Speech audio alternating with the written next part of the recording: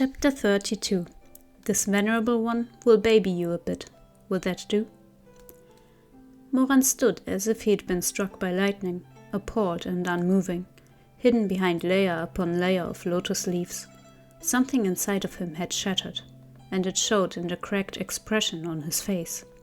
Shock, indignation, jealousy, and irritation exploded like fireworks in his head. His lips moved, but no words came out. He didn't even know what had enraged him. Only one thought ran through his mind. How dare anyone else touch that which this venerable one has slept with? Chu Wanning, you two-faced cheating whore. You dare to. It in no way occurred to him that the Chu Wanning of this lifetime had never had any intimate relations with him. In that moment, all sense left his mind. They had spent more than 10 years like that, after all, a lifetime from birth to death. When Moran was lucid, he could set those memories aside and maintain control. But faced with these circumstances, his mind was in turmoil and his true self slipped through. He still subconsciously felt that Chu Wanning was his. Only now did he realize just how clearly he remembered even the way Chu Wanning's lips tasted when kissed. To say nothing of the passion and desire as they entwined, the ecstasy that ate at his very being. These were things he hadn't dared think much about after his rebirth, but now the sight of Chu Wanning's bare back, that familiar figure, those broad shoulders and long legs, those lean, taut muscles, and that slender but strong waist submerged in clear water. All the memories and emotions he'd tried so hard to suppress rushed back without warning. Even Moran's scalp went numb. His body, too, reacted to these things. It was an involuntary reaction, so fierce that he could do nothing to stop it, and heat pooled in his belly as he watched. By the time he realized what he was doing, he was raising his voice angrily and shouting, "Chu Wanning!" Chu Wanning actually had the gall to ignore him. Because of the mist that lay over the lotus pond, it was hard to see the two people supporting his shoulders. Moran couldn't make out their appearances, but they stood extremely close to Chu Wanning, the distance between them barely distinguishable. Moran cursed under his breath and splashed right in, wading through the water toward Chu Wanning. As he grew closer, he realized the truth. Those two people were actually automatons made of metal and cedarwood. Even worse, it seemed like they had been using the lotus pond to transfer energy to Chu Wanning, and when Moran had recklessly rushed into the water, he had broken the spiritual array. This unseen array had held Chu Wanning in an unconscious daze. He leaned against the automatons as light continuously poured through their palms and into the wound on his shoulder. A closer look revealed that he had been in the process of healing himself. When Moran had rushed through the boundary, the light dispersed. To his horror, the array actually started to reverse. Before Moran's eyes, the light continued to scatter, and Chu Wanning's wound began to rapidly eat away at itself. Chu Wanning frowned, let out a noise of discomfort, and coughed up a mouthful of blood. Then all the scars on his body tore open. In an instant, the blood that poured out of him dyed the pool red. Moran was dumbfounded. This was Chu Wanning's flower spirit sacrifice technique. At that moment, he realized that he might have made a grave error.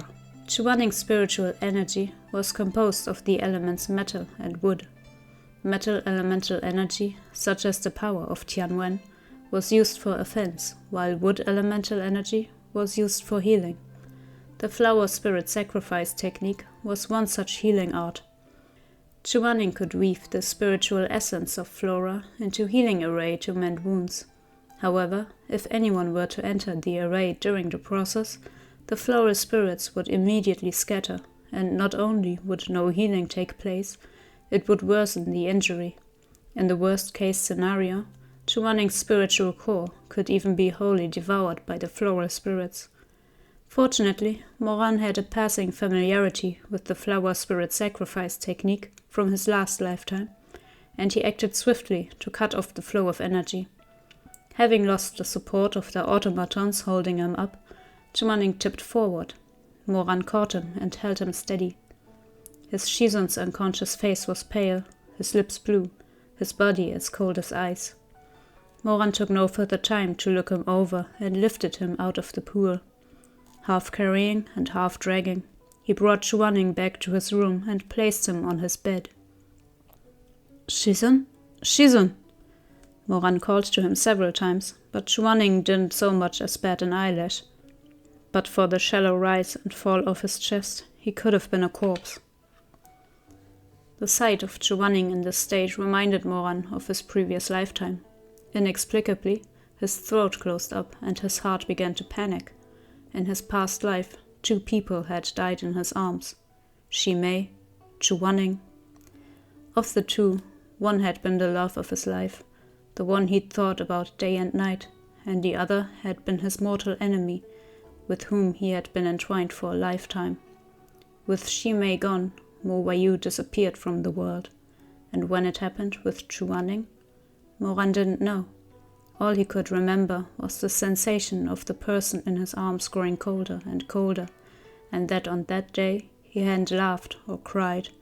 That joy and sorrow had both fallen out of his reach. With Chu Wanning gone, Mo Wayu had no longer seen meaning in the world. By candlelight, he looked upon Chu Wanning's bared upper body. Usually, Yuheng of the night sky wore clothing that showed as little skin as possible. He favored high collars and wrapped his belt sash 3 times, the picture of dignity and propriety. Because of this, no one had seen the extent of the injury those 200 strikes had left on his body. Even though Moran had seen the wounds on Chu Wanning's back during the punishment at the discipline court for himself, all he had really been able to make out was that Chu Wanning's flesh had suffered severe damage. When Chu Wanning was on his feet and walking around as usual in the days following, Moran had thought that it couldn't have been that bad after all. Only now did he realize that Chu Wanning's wounds were far worse than he had imagined. The 5 wounds left by the ghost mistress had torn open, and in the worst places he could see all the way through to white bone. Chu Wanning had probably never asked anyone to help him change his bandages, and tried to do everything by himself. The salve had been unevenly applied, and the places he had been unable to reach were infected and festering. And then there were all the purpling bruises left by the strikes of the rod. They spread across his entire back, leaving no part of his mottled skin unbroken.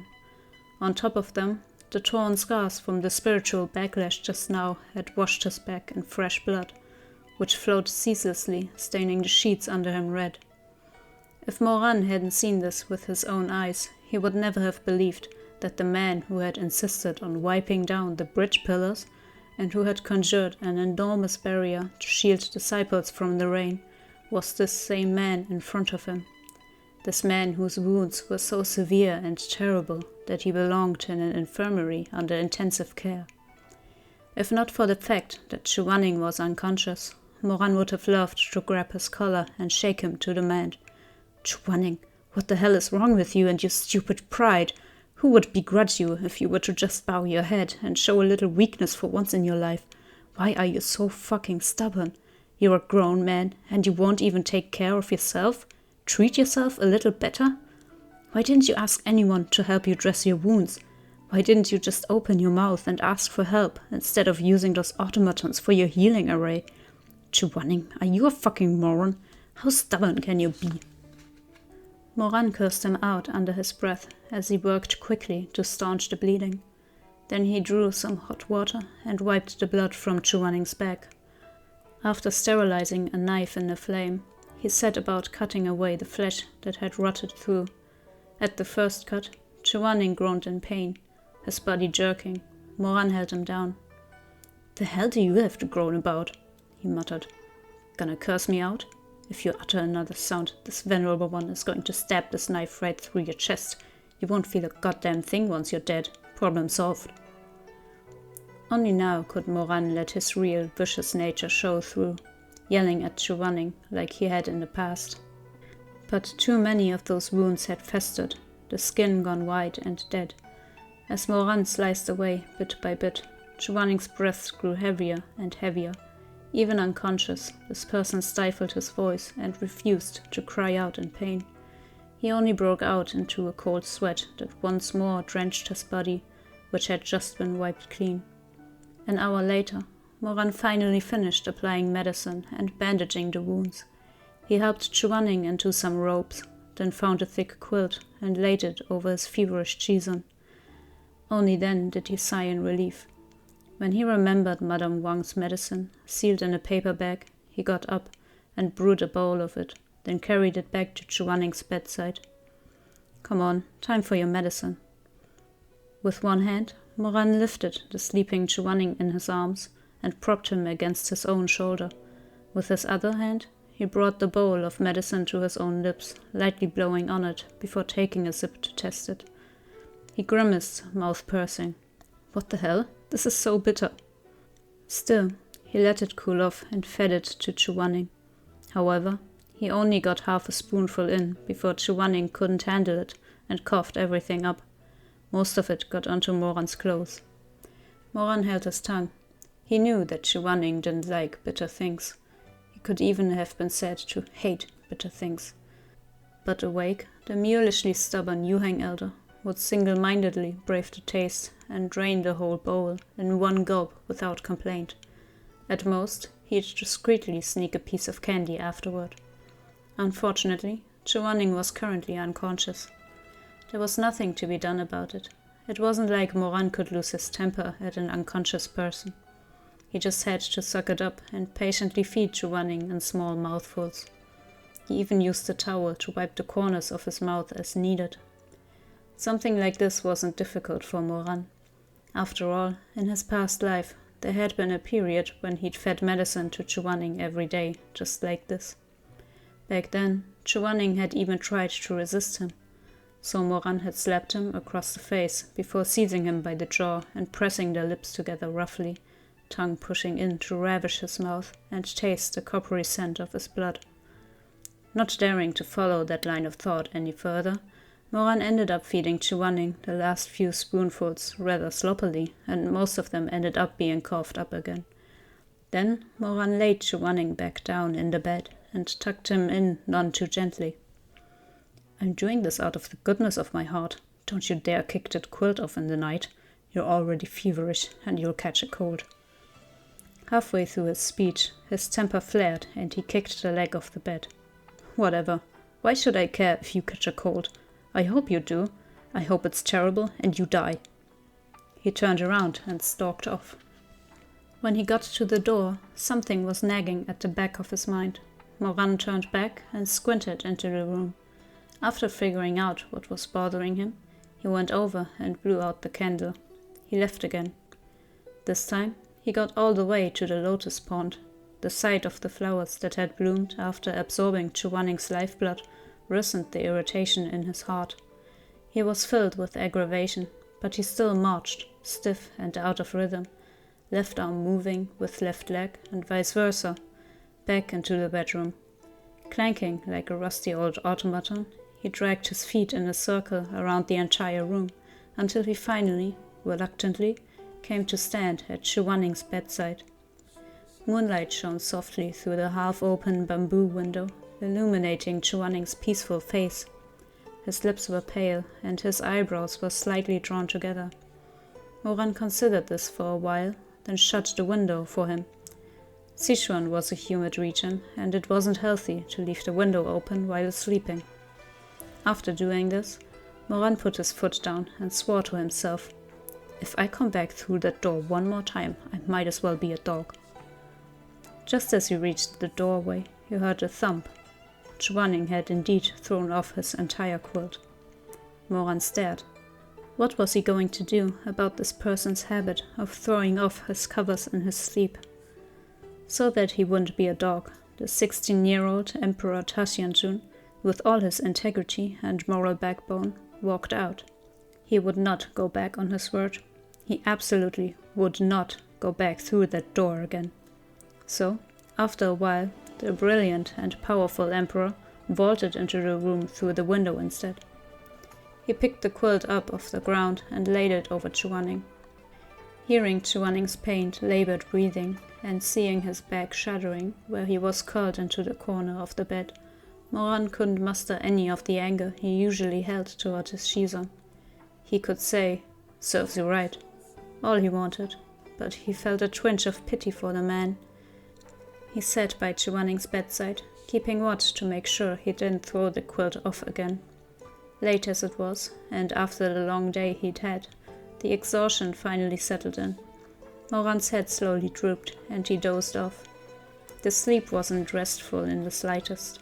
Chu Wanning kept tossing and turning, and Moran could hear him groaning under his breath through the murk of slumber. In his light, hazy doze, Moran couldn't tell the hour, or when he had ended up lying next to Chu Wanning on the bed, holding the trembling man in his arms. Still half asleep, he cradled him and gently stroked his back, murmuring, "Shh, shh. Pain, pain, go away." In sleep, Moran felt as if he had returned to the Xixing peak of his past life, to the empty, somber Wushan palace. After Chu Wanning's death, he'd never again held anyone in his sleep. Even if the lingering emotions had been born out of hatred and the cold loneliness that had followed, day after day after day, he'd still missed him with an almost physical intensity, like 1,000 ants were gnawing on his heart. But no matter how much he missed him or how hard he wished Chu Wanning wouldn't come back, Moran had lost the last flame of his life. Moran held Chu Wanning that entire night. Between the dreams and the veil of sleep, at times he knew clearly that he had been reborn, yet at others he felt as if he was still in his past life. Suddenly, he was almost afraid to open his eyes. He was afraid that when he woke in the morning, it would be to a cold, empty pillow and drafty curtains, and he would once again be utterly alone for the rest of his life. He was certain that he hated Chu Wanning, but as he held him in his arms, Moran felt wetness gather at the corners of his eyes. This was a warmth that the 32-year-old Taxianjun had thought he would never again possess. "Wanning, you'll be okay." It was in this foggy state, as he stroked the hair of the man in his arms, as if he were the Moran of the past, that this tender phrase escaped his mouth. He was so tired that he didn't realize what he had said, or what he'd call the other man. The words slipped out naturally, and he didn't think much on them. Moran let out a long breath and fell into a deeper slumber. The next morning, Chu Wanning's eyelashes fluttered as he slowly came to. Because of his strong cultivation, his high fever from the night before had receded. Chu Wanning idly opened his eyes, mind muddled with sleep. But when he tried to get up, he found someone else was lying in bed with him. "Were you?" He was startled, to say the least. Chu Wanning paled, but he couldn't for the life of him remember what had happened the night before. Even worse, his movements woke Moran. The young man yawned, youthful face lightly flushed from sleep. He squinted into the morning light, glanced over at Chu Wanning and said vaguely, "Let this venerable one sleep for a while longer. Since you're awake, why don't you go make me egg and meat congee?" Chu Wanning was speechless. What kind of nonsense was this? Was he talking in his sleep? Moran's mind was fuzzy. When he saw that Chu Wanning wasn't getting up to make him breakfast, he didn't press the matter. Instead, he smiled lazily and reached out, pulling Chu Wanning's face closer, and pressed a chaste kiss to his lips. "If you don't want to get up, that's fine too. This venerable one just had the most terrible dream. In it... never mind." He sighed, embracing the other man, who had by this point gone completely stock still. Moran rested his chin against the head of the man in his arms and murmured, "Chu Wanning, let me hold you a little while longer."